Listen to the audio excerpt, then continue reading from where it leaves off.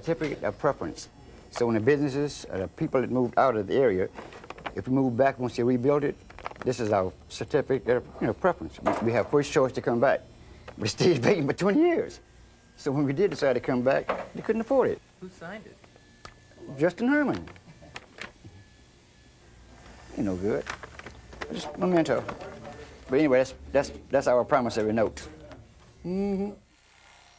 There were thousands of certificates like the Chicago barbershops, entitling residents and businesses to return to the Fillmore once it was rebuilt. The certificates were the spoils of a hard-won community victory. At that moment, no one knew that they would eventually be considered phantom certificates. By the time they were issued, large tracts of land had already been cleared in the Western Addition, and 10,000 people had moved out to make way for major housing projects. They demolished, and the land stayed vacant for years. Years. The churches began to lose population. The black businesses were totally destroyed. Totally destroyed. The entertainment world for African Americans virtually ceased to exist in San Francisco. A lot of the clubs were just dying, you know what I mean? Monies was getting funny. They just started closing.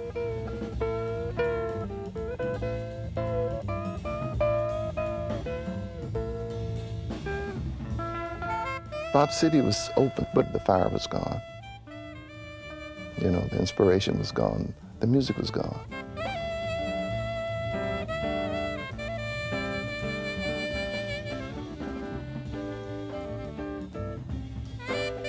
Of all the certificates allowing Fillmore businesses to return, 96% went unused.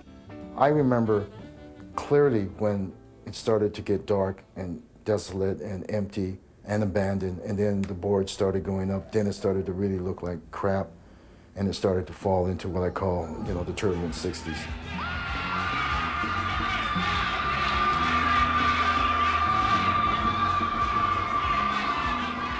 San Francisco had fairly serious racial problems, and that came home in a very real way in 1966 when San Francisco had its first race riot. This riot was sparked by the killing of a black teenager in Hunters Point by a white policeman. The community exploded.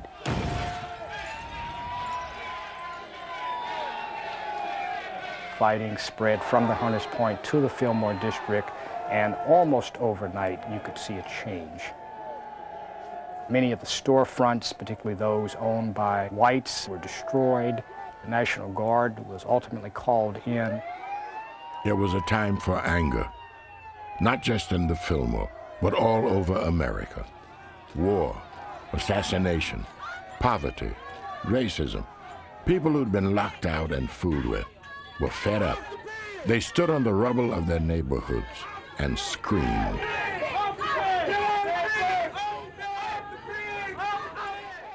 They got mad Sunday, jumped on a few of them, sent a few of them to the hospital. There were some shots fired and some gas was used, and of course this caused a great many people to gather.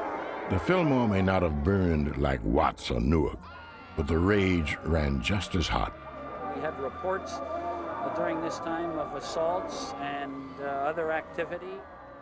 And so it was that at a routine redevelopment agency hearing in 1971, Justin Herman came face to face with the anger and hurt of the community he had worked 12 years to transform. The next month, he died of a heart attack. At the time of his death, few people would have remembered an early warning uttered just a year into Herman's tenure in San Francisco. Without adequate housing for the poor, this prophet said, critics will rightly condemn urban renewal as a land grab for the rich and a heartless push-out for the poor and non-whites. The speaker was Justin Herman. Sadly,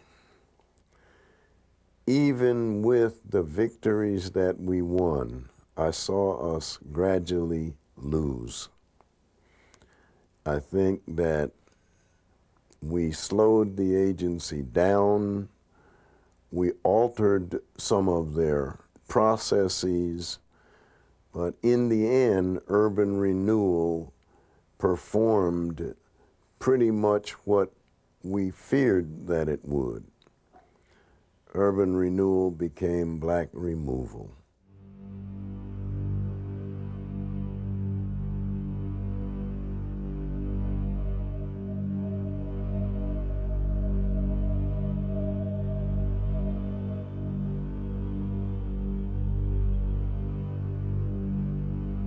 It looks as if an atomic bomb has been blasted and that this is ground zero.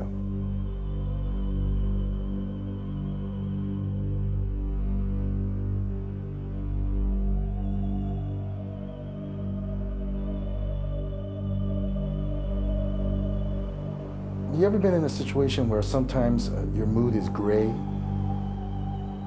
and everything is overcast and cloudy and gloomy?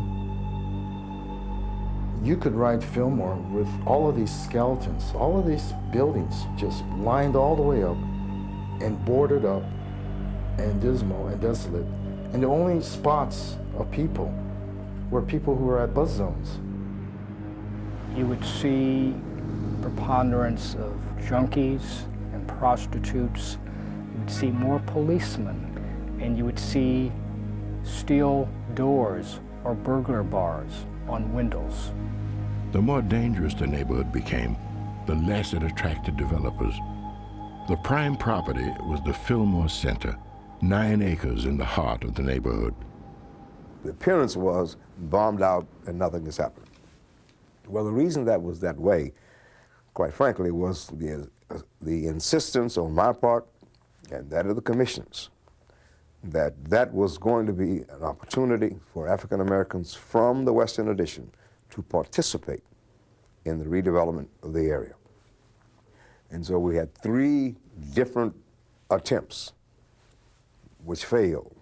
I invested a lot of money, lots of times, and I'm certain that if we had been selected, we could not have secured the financing.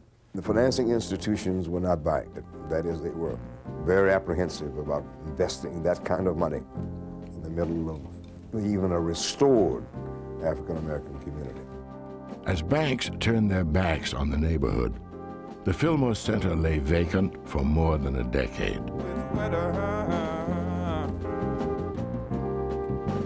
Winter in America. Many of the guys that I grew up with got strung out on drugs, and almost without exception, most of them did not live to see their 40th birthday. Lord knows it's winter in America.